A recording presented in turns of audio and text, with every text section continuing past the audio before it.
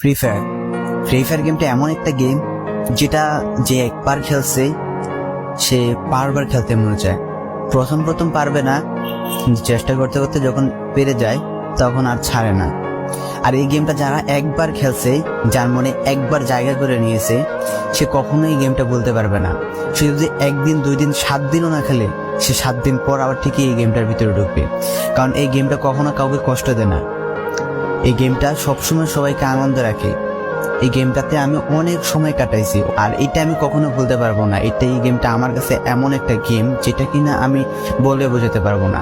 And এই গেমটা শুধু আমার কাছে না, আমি মনে করি যে প্রত্যেকটা ফ্রি ফায়ার প্লেয়ারের কাছে অনেকটা ইমোশনাল টাইপের একটা গেম হয়ে গেছে। কারণ এই গেমটাতে বর্তমানে যে অবস্থা হচ্ছে, যে গেমে এমন আপডেট দিতেছে, আপডেট দেওয়ার কারণে পুরো গেমটাই চেঞ্জ হয়ে যাচ্ছে। আগের ফ্রি ফায়ার আর আগের মতো নেই।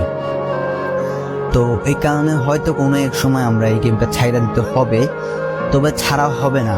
যদি ছাড়া হয় তাহলে শুধুমাত্র গেমটা ব্যান্ড হওয়ার পরে ছাড়া হবে। তো যদি পার্মানেন্টলি গেমটা ব্যান করে দেয় তাহলে আমাদের এই গেমটা থেকে বিরত থাকতে পারবো। আর না হলে কোনোভাবে ছাড়া, যতই আপডেট আসুক না কেন আমরা ছাড়তে পারবো না। এই গেমটার প্রতি যত একটা মায়া জড়াই গেছে, তো এটা আমাদের পক্ষে ছাড়া একবারে পসিবল না।